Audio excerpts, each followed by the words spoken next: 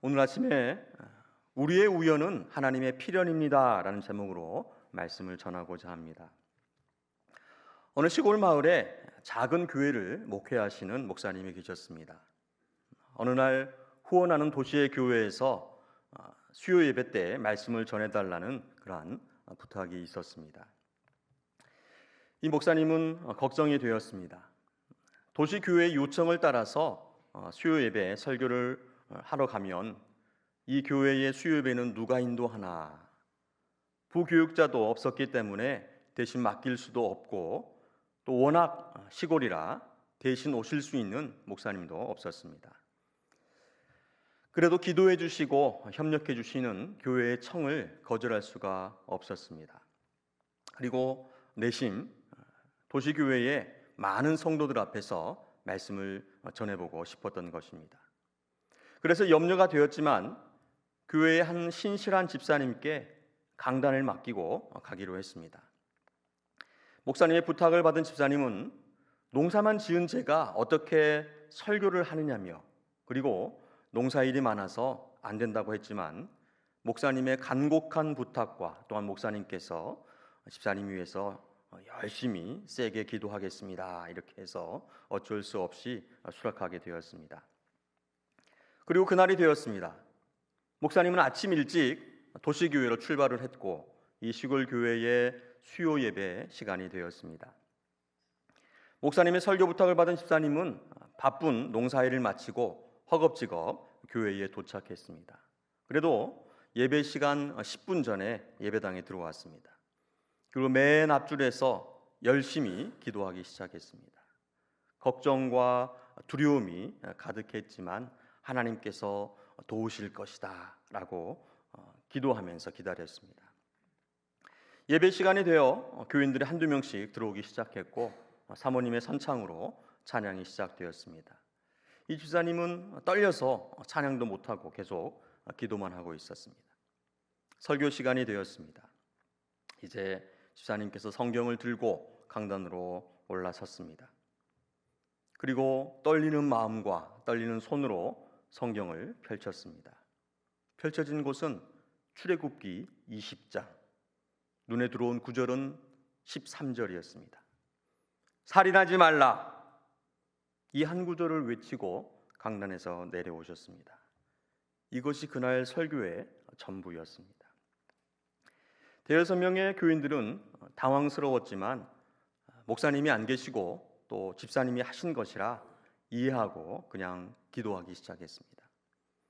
말씀을 전하신 집사님은 너무나도 떨려서 모든 교인들이 돌아간 후에 강단에서 내려오려고 강단 뒤에서 숨어서 기도하였습니다. 하지만 기도도 되지 않았습니다. 교인들은 한두 명씩 집에 돌아가기 시작했고, 그런데 예배당 맨 뒤에 한 사람이 돌아가지 않고 계속 울고 있는 것이었습니다. 이 집사님께서 저 사람이 가야 나도 집에 갈 수 있는데 계속 울고만 있어서 한참을 있다가 강단에서 내려와 그 사람에게 다가갔습니다. 근데 교회 교인이 아니라 처음 보는 그런 분이었습니다. 그래서 물었습니다. 아니 누구십니까? 그리고 왜 이렇게 울고 계십니까? 그러자 그 사람이 대답했습니다. 저는 이 마을에 사는 어떤 사람에게 너무나도 억울한 일을 당해서 그 사람을 죽이고 나도 죽이려고 했는데 죽기 전에 교회에 잠깐 들어왔다가 설교 말씀을 듣게 되었습니다. 살인하지 말라는 말이 하나님께서 저에게 하신 말씀 같아서 이렇게 회개하고 있습니다. 이렇게 말을 했습니다. 여러분, 이 이야기에는 특별한 하나님의 역사나 은혜가 없는 것 같습니다. 이 이야기에 나오는 모든 사람들은 모두 자기 생각과 의지대로 행동했습니다. 하나님의 특별한 계시도 없고 놀라운 기적도 없습니다. 언제 어디서든지 일어날 수 있는 평범한 이야기 같습니다. 하지만 결말은 살인죄를 지을 뻔한 사람이 회개를 했습니다. 죽을 뻔한 사람이 죽지 않았습니다. 하나님의 엄위한 말씀이 아니라 한 평범한 집사님의 외마디 성경 구절의 외침이 회개를 일으켰고 살인을 막았습니다. 세상은 이런 일을 우연이라고 합니다. 우연히 목사님께서 설교 부탁을 받았고, 우연히 한 집사님이 설교하게 되었고, 우연히 살인하지 말라는 말씀이 펼쳐졌고, 우연히 사람을 죽이려는 사람이 그 교회에 들어오게 되었고, 우연히 회개하고 살인을 면하게 되었다고 이야기합니다. 우리는 살아가면서 이해할 수 없는 많은 일들을 만납니다. 왜 이런 일이 내게 일어났는지, 왜 하필 그때 그 사람을 만났는지, 왜 내 인생의 길이 이렇게 갑자기 바뀌었는지 설명하기 어려운 순간들이 있습니다. 그럴 때 우리는 흔히 이렇게 말합니다. 우연이었습니다. 어쩌다 보니 그렇게 되었습니다. 그냥 공교롭게 그렇게 된 것입니다. 그런데 정말 우연일까요? 하나님을 믿는 우리에게는 정말 아무런 뜻 없는 우연이 있을까? 다시 한번 생각해 보기를 원합니다. 오늘 본문인 에스더서는 이 질문에 대한 아주 깊은 대답을 우리에게 하고 있습니다. 에스더서의 가장 큰 특징은 하나님이라는 이름이 직접 나오지 않는다는 것입니다. 에스더서 어느 곳에도 하나님의 이름을 찾을 수가 없습니다. 기도도 전면에 드러나지 않고 선지자도 등장하지 않으며 눈에 띄는 기적도 없습니다. 겉으로 보기에는 하나님이 안 계신 것 같고, 하나님이 침묵하시는 것 같고, 하나님이 간섭하지 않으시는 것 같습니다. 그래서 마틴 루터는 이 에스더서를 싫어했습니다. 그리고 차라리 우리에게 전해지지 않았더라면 좋았을 것이라고 했다고 합니다. 그런데 자세히 들여다보면 오히려 하나님의 손길이 더 선명하게 보이는 것입니다. 하나님의 이름이 드러나지 않지만 사건 속에서 분명히 하나님께서 일하고 계십니다. 하나님은 눈에 보이지 않으시지만 역사의 배후에서 한치의 오차도 없이 하나님의 뜻과 계획을 분명하게 이루어가고 계시는 것입니다. 그래서 오늘 우리가 붙들 진리는 바로 이것입니다. 우리의 우연은 하나님의 필연입니다. 우리가 우연이라고 부르는 그 자리에 하나님의 뜻과 계획이 있다는 것입니다. 첫 번째로, 하나님이 보이지 않을 때에도 하나님은 일하고 계십니다. 에스더서는 페르시아 제국의 통치 아래 살아가던 이스라엘 백성들의 이야기를 담고 있습니다. 그들은 포로 생활 이후 이방 땅에서 살아가고 있었는데 겉으로 보기에는 하나님의 영광이 보이지 않았습니다. 성전도 제사도 에스더서는 제대로 언급하지 않습니다. 이스라엘 백성들도 강하고 당당하게 보이지 않습니다. 바로 이런 시대 속에서 타국의 삶을 사는 이스라엘 백성들, 그 안에서 하나님은 조용히 일하고 계셨던 것입니다. 와스디가 폐위되고 왕후의 자리가 비게 되었습니다. 에스더가 그 자리에 들어갑니다. 모르드게가 왕을 암살하려고 음모를 꾸미게 되어지고 그 내용이 발각되어지고 그 내용이 기록되어집니다. 하만이 권세를 잡더니 이스라엘 백성들을 멸하려는 그 계획이 세워집니다. 그리고 오늘 본문의 말씀, 어느 날 밤 아하수에로 왕이 잠이 오지 않습니다. 역대일기를 가져와 읽으라고 명령합니다. 그 많은 기록들 가운데에서 아하수에로 왕의 암살 계획이 읽혀집니다. 갑자기 왕이 궁금해합니다. 암살 음모를 고발한 모르드게에게 무슨 포상이 있었느냐. 이러한 사건들을 하나하나 따로 떼어보면 그냥 우연인 것처럼 보입니다. 궁중의 일처럼 보이고 정치적 사건처럼 보이고 사람들의 선택인 것처럼 보입니다. 그런데 전체를 놓고 보면 이 모든 사건이 하나님의 구원을 향해 정확하게 움직이고 있었던 것입니다. 여러분, 하나님은 언제나 눈에 띄는 방식으로만 일하시지 않습니다. 때로는 조용히 일하시고, 때로는 숨어서 일하시고, 때로는 평범한 일상 속에서 일하고 계십니다. 문제는 우리가 하나님이 안 보이면 하나님이 안 계신 것처럼 생각한다는 것입니다. 이런 우리에게 에스더서는 분명하게 말씀하고 있습니다. 하나님이 보이지 않는다고 하나님이 안 계신 것이 아니다. 하나님이 침묵하신다고 하나님이 멈추신 것이 아니다. 이렇게 말씀합니다. 지금 우리의 삶에도 하나님께서 일하고 계십니다. 기도의 응답이 늦어 보일 수 있고 상황은 그대로인 것 같습니다. 하지만 하나님은 여전히 움직이시고 여전히 일하고 계십니다. 내가 못 보고 있을 뿐이지 하나님은 결코 손을 놓지 않으신다는 것입니다. 두 번째로, 우리는 우연이라 말하지만 하나님은 섭리로 이끄십니다. 에스더서를 보면 참 많은 일들이 우연처럼 보입니다. 에스더가 왕후가 된 것도 우연처럼 보이고 모르드게가 반역의 음모를 안 것도 우연처럼 보입니다. 그 일이 기록된 것도 우연처럼 보입니다. 왕이 잠이 오지 않은 것도 우연처럼 보입니다. 하필 그날 밤 역대일기를 읽게 된 것도 우연처럼 보입니다. 그런데 하나님은 바로 그런 우연처럼 보이는 일들을 사용하셔서 하만의 악한 계획을 무너뜨리시고 이스라엘 백성들을 구원하셨던 것입니다. 이것이 바로 섭리입니다. 섭리란 하나님께서 세상을 그냥 내버려 두지 않으시고 하나님의 지혜와 권능으로 붙드시며 결국 그 뜻을 이루신다는 것입니다. 우리는 우리 눈앞에 현상만을 바라봅니다. 하지만 하나님은 전체를 바라보고 계십니다. 우리는 오늘만 보지만 하나님은 시작과 끝을 모두 보고 계십니다. 그래서 인간의 눈에는 우연이지만 하나님의 손 안에서는 우연이 아닌 것입니다. 우리가 살아가면서 우연히 그 사람을 만났어요. 우연히 그 일을 겪었습니다. 우연히 길이 막혀서 늦었습니다. 이렇게 말할 때가 많습니다. 그러나 지나고 보면 깨닫게 됩니다. 그 우연 같던 일이 내 인생을 바꾸는 하나님의 손길이었다는 것을 알게 되는 것입니다. 그 실패가 나를 낮추는 은혜였고 그 만남이 나를 살리는 통로였고 그 지연이 나를 보호하는 길이었습니다.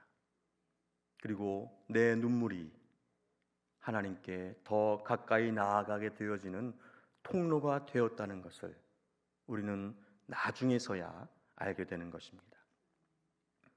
우리뿐만 아니라 모세도 그러했습니다. 출애굽기 33장에 모세가 하나님께 이렇게 간청합니다. 모세가 이르되 원하건대 주의 영광을 내게 보이소서, 주의 영광을 내게 보이소서. 그러자 하나님께서 이렇게 말씀하십니다. 출애굽기 33장 19절에서 23절 말씀 저와 함께 한번 교독하시겠습니다. 제가 먼저 19절을 읽겠습니다. 여호와께서 이르시되 내가 내 모든 선한 것을 내 앞으로 지나가게 하고 여호와의 이름을 내 앞에 선포하리라. 나는 은혜 베풀 자에게 은혜를 베풀고 긍휼히 여길 자에게 긍휼을 베푸느니라. 또 이르시되 내가 내 얼굴을 보지 못하리니 나를 보고 살 자가 없음이니라. 여호와께서 또 이르시기를 보라 내 곁에 한 장소가 있으니 너는 그 반석 위에 서라. 내 영광이 지나갈 때에 내가 너를 반석 틈에 두고 내가 지나도록 내 손으로 너를 덮었다가, 다 함께 읽겠습니다. 손을 거두리니 내가 내 등을 볼 것이요 얼굴은 보지 못하리라. 아멘. 하나님의 영광을 우리 인간은 감히 감당할 수가 없습니다. 하나님의 그 신묘막측하신 지혜를 헤아릴 수가 없는 것입니다. 우리의 연약함과 무지함은 하나님을 직접 보지 못하고 알 수도 없습니다. 하나님이 계시하셔야 하고 하나님께서 알려주셔야 알 수가 있습니다. 그리고 믿음이 없이는 받을 수가 없는 것입니다. 그래서 하나님을 믿지 않는 사람들은 하나님의 섭리를 우연이라고 치부합니다. 하지만 우리 성도는 우연을 믿지 않습니다. 우리 성도는 하나님의 섭리를 믿는 것입니다. 세상은 재수가 좋았다고 말하지만 믿음의 사람은 하나님이 하셨다고 하는 것입니다. 셋째는 위기의 순간에도 하나님의 뜻은 반드시 이루어집니다. 에스더서는 단순한 왕궁의 이야기가 아닙니다. 본질적으로는 죽음의 위기, 한 민족의 파멸에 대한 이야기를 담고 있습니다. 하만은 제국 안에 모든 이스라엘 백성을 멸하려고 합니다.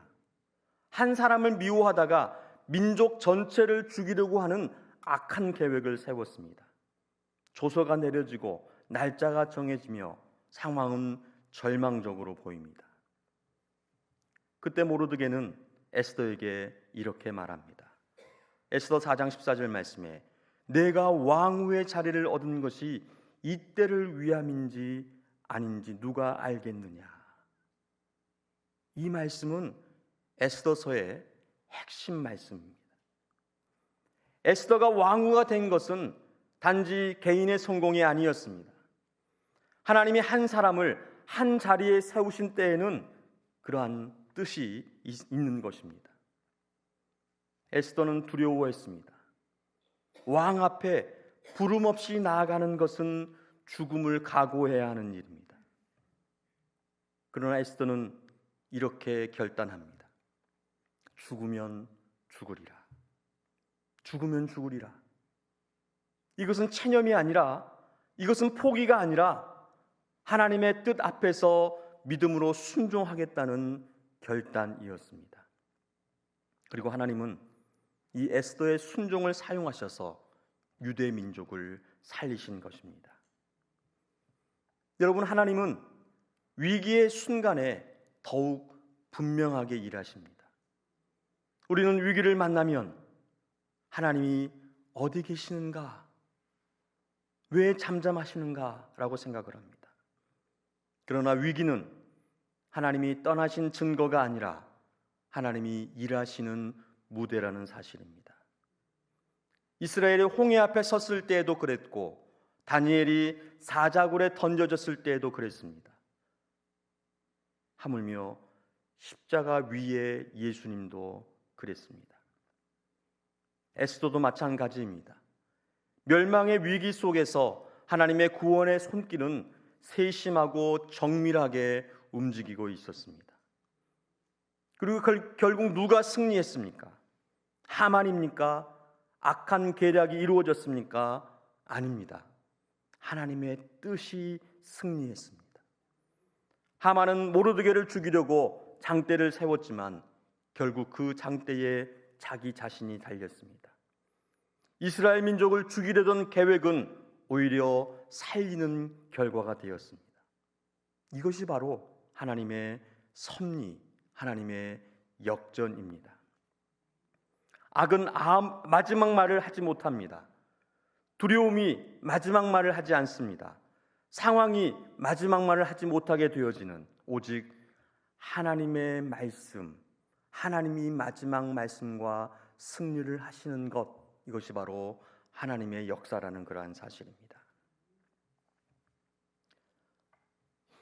2024년 3월 3일 교회 개척 첫 예배를 드릴 때에 한 백인 청년이 함께 예배를 드렸습니다. 제 아내가 가르치던 제자의 남자 친구였습니다.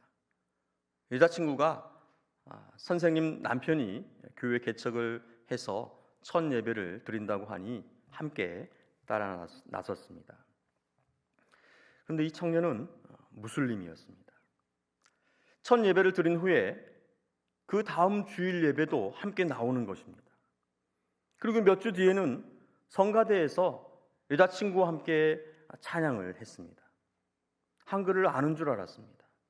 근데 여자친구에게 물어서 한글 발음을 영어 음역으로써 찬양을 했던 것입니다. 매주일 빠지지 않고 함께 예배를 드리며 성가대 봉사를 했습니다. 그리고 마침내 우리 더 새로운 교회 첫 번째 1호 세례 교인이 되었습니다. 무슬림인 아버지에게 자기는 이제 그리스도인이라고 알리고 집을 나왔습니다. 그런데 어느 날 이 청년이 저에게 와서 고백을 합니다. 중학교 때부터 술을 마시기 시작해서 이제는 하루라도 술을 마시지 않으면 살 수가 없다는 것입니다. 알코올 중독이었습니다. 이 청년은 어려서부터 무슬림 아버지 밑에서 철저한 코란 교육을 받으며 자랐지만 알코올 중독인 어머니의 영향으로 술에 빠져서 중독자가 된 것입니다. 아버지의 폭력과 어머니의 알코올 중독, 무관심으로 사랑받지 못한 이 청년은 한국인 여자친구와 우리 교회를 통해서 따뜻한 사랑을 체험하고 그리스도인이 되기로 결심을 한 것입니다. 그런데 세례까지 받고 여전히 술을 마신다고 하는 죄책감에 시달렸습니다. 그리고 술을 끊고 새로운 그리스도인의 삶을 살고자 저에게 찾아왔던 것입니다. 그때부터 매일매일 말씀과 기도로 하나님께 매달렸습니다. 매일 말씀을 읽도록 했고 하나님께 기도하도록 했습니다. 여자친구도 저희 부부도 열심히 이 청년을 위해서 기도했습니다. 뿐만 아니라 치료할 수 있는 기관들을 여기저기 수소문했습니다. 그런데 여의치가 않았습니다. 그 치료는 가정에서 가족들과 함께 연계해서 치료해야 하는데 알코올 중독자인 어머니 그리고 그 엄한 아버지에게서 가족과 함께 치료하기란 쉽지 않은 일이었습니다. 무엇보다도 아직 20대 초반인데 그 기록이 남게 되면 평생 중독자의 낙인을 달고 살아가야 했습니다. 하루하루 시간은 가고 나아지지 않았습니다. 주일만이라도 술을 마시지 않고 교회에 오겠다고 했는데 술을 마시지 않으면 손을 떨어서 부끄러워 함께 점심 친교를 못했습니다. 교인들은 이상하게 여기고 눈치를 채기 시작했습니다. 그리고 죄책감과 불안감에 더 술을 마시고 결국 주일에도 교회에 나오지 못하는 상태에까지 이르게 되었습니다. 그대로 내버려 두면 죽을 수도 있는 그런 상황이었습니다. 고민 끝에 한국으로 보내기로 했습니다. 경기도 여주에 세계 십자가 선교회가 있습니다. 1989년 안일곤 목사님께서 자신의 집에서 설립하셔서 시작된 중독자 치료 센터입니다. 안일곤 목사님은 앞을 보지 못하는 시각 장애인이신데 마약, 도박, 술 등 각종 중독자들을 돌보고 치료하는 사역을 37년 동안 해오셨습니다. 제 아내가 지휘자로 섬기는 시카고 장로 성가단이 후원하는 그 세계 십자가 선교회에 작년 2025년 한국 순회 공연차 갈 때에 함께 데려가기로 했습니다. 그래서 교회와 상의했습니다. 교회가 이 청년의 비행기 값을 마련해서 보내자고 했습니다. 그런데 몇몇 분의 반대에 부딪혔습니다. 아니 미국에서 치료하면 되지 왜 굳이 한국까지 보냈느냐는 것입니다. 교회 재정도 개척교회라 재정도 어려운데 어떻게 비행기 표를 마련하느냐는 것입니다.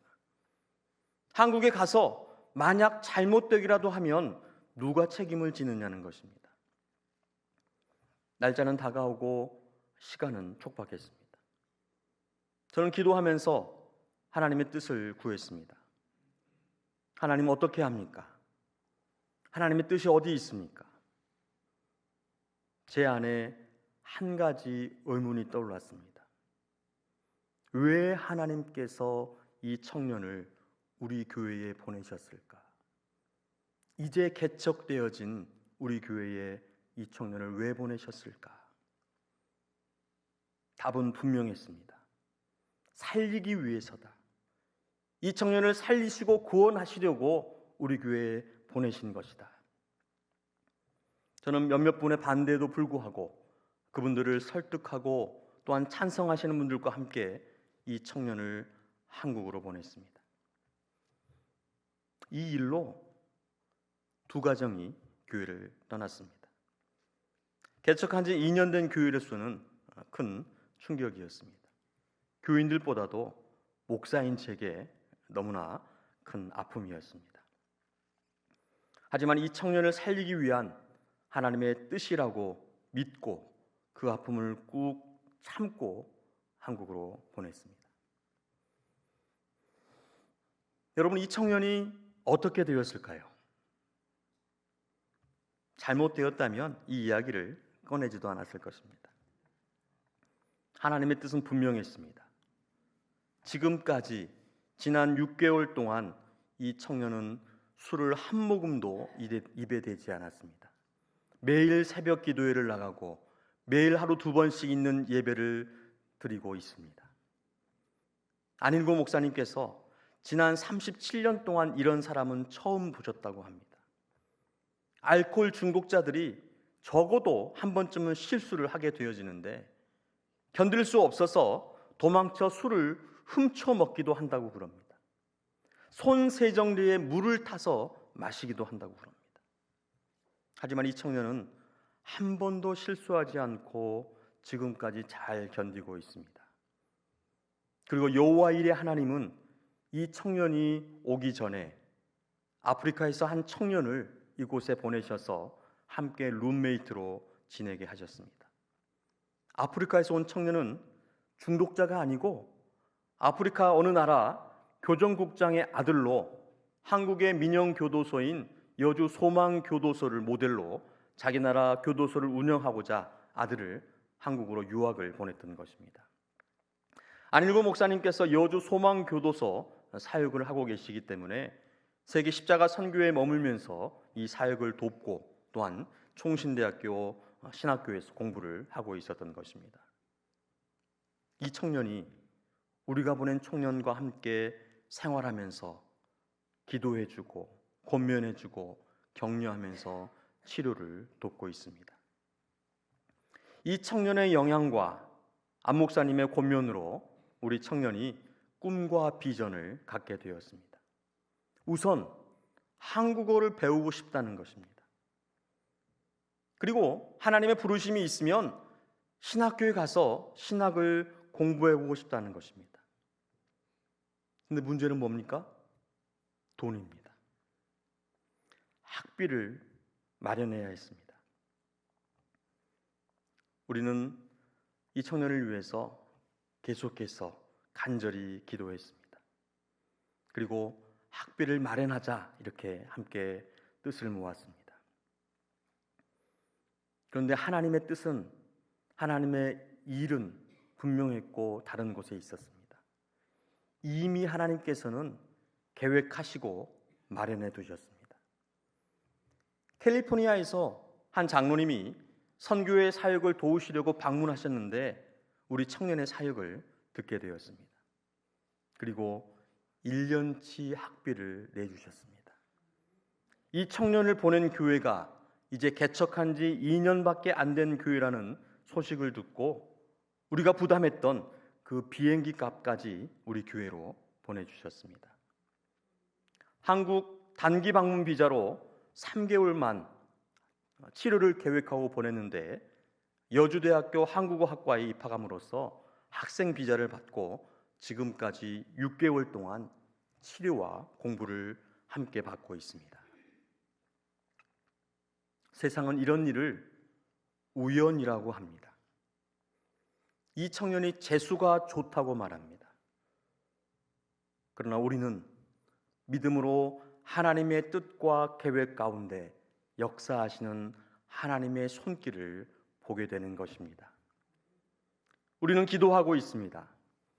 우리 더 새로운 교회가 믿음으로 보낸 이 청년을 하나님께서 치료하시고 가르치시고 인도하셔서 예수를 핍박했던 사울이 예수를 증거하는 사도 바울이 된 것처럼 알코올 중독을 이기고 복음의 능력을 무슬림에게 전하는 무슬림의 사도가 되어 돌아오기를 기도하고 있습니다.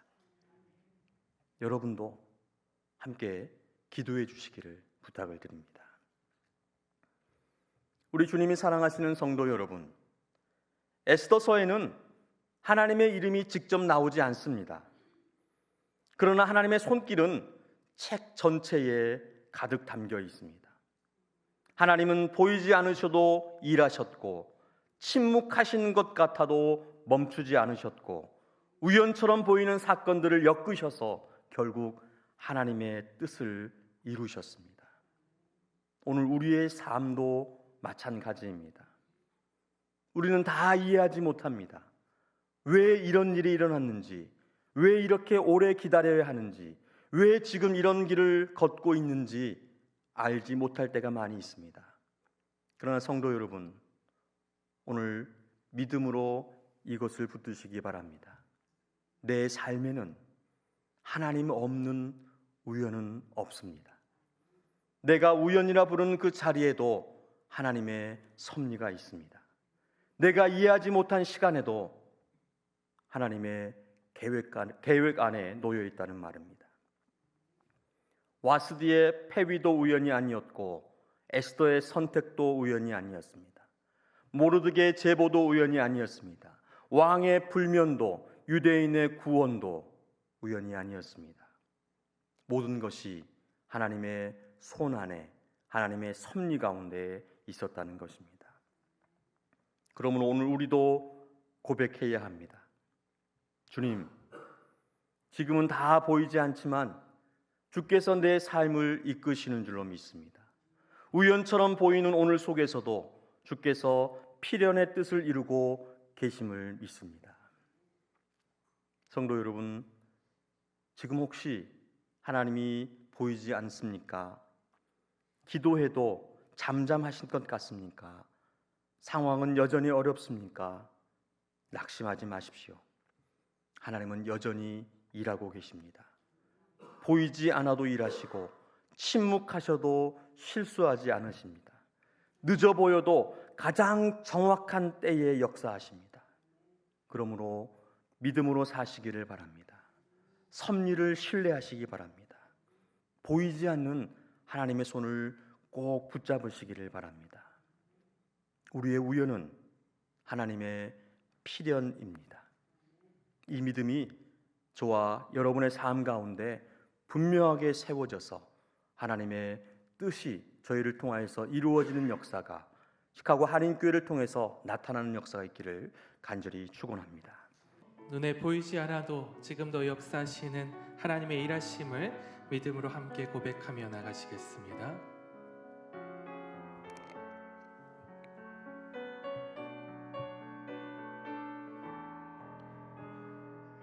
우리 함께 고백합니다. 날이 저물어 갈 때, 날이 저물어 갈 때, 빈들에서 걸을 때, 그때가 하나님의 때. 내 힘으로는 안 될 때, 내 힘으로 안 될 때, 빈손으로 걸을 때, 내가 고백해 여호와 이래. 우리 모인 이곳에,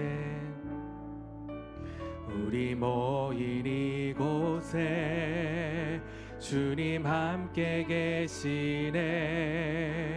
누리네 아버지 은혜. 적은 떡과 물고기 내 모든 걸 드릴 때 모두 고백해 여호와 이래. 우리 함께 고백합니다. 주가 일하시네. 주가 일하시네. 주가 일하시네.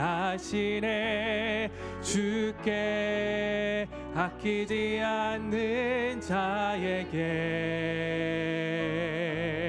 주가 일하시네. 주가 일하시네.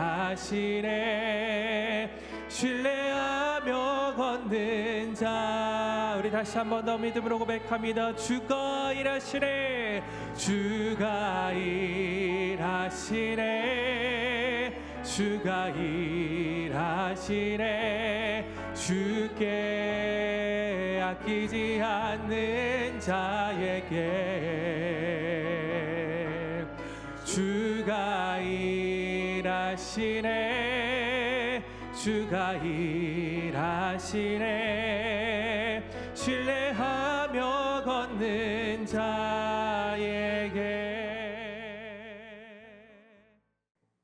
지금은 우리 주 예수 그리스도의 은혜와 하나님의 사랑과 성령 하나님의 교통하심이 보이지 않는 하나님의 살아계심과 사랑하심을 믿음의 눈으로 바라보며 하나님의 손길, 그 뜻과 계획 앞에 순종함으로 나아가기로 소원하는 하나님의 역사하심을 기도하며 기대하고 기다리는 이 자리에 모인 모든 성도들, 저들의 가정과 자녀, 직장과 사업장, 학교, 삶의 모든 현장 가운데 이제로부터 영원토록 함께 있을지어다. 아멘.